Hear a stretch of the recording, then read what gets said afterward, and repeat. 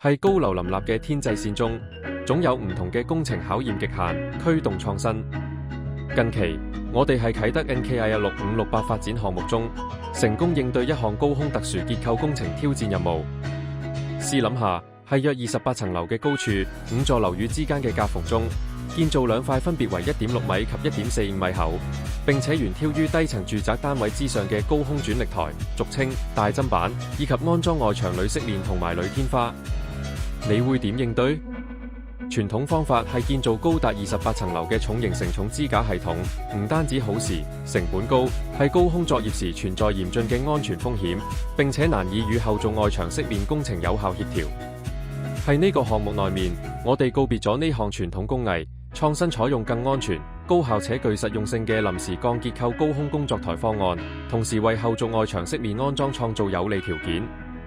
我哋嘅關鍵技術及措施包括以下5點。第一，先進頂升工程系統，利用精密嘅頂升系統，將預製嘅大型鋼結構單元吊升至指定樓層，有效縮短現場施工時間並降低安全風險。喺頂升嘅過程中，全程由電腦統一控制，同步操作4組 strand jack 和2組油壓泵，並每頂升10米進行1次鐵台平水測量和調整，確保鐵台安全頂升。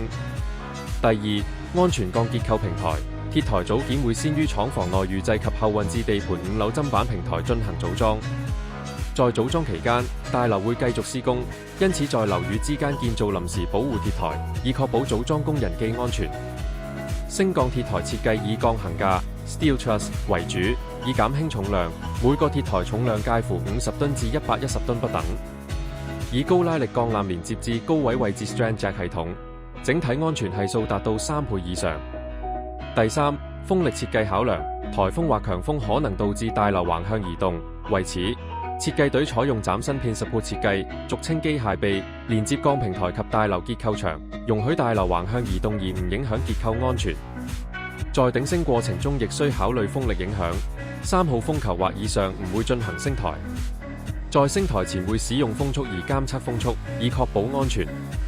第四，分段式懸臂梁設計，針對高空狹窄嘅作業空間，我哋採用分段式懸臂梁設計，便於喺高空進行精密嘅安裝與後續安全拆除。鐵台完成後需進行負載測試，確保鐵台符合設計要求。最後，嚴格嘅安全及控制措施，全程實施最高標準嘅安全管理與精準控制，由施工組、工程師組、安全組、安全顧問機械組同駐地盤工程師組成檢測小組，共同檢驗，確保工程零事故，以公司宗旨以深見家貫徹每一個工序。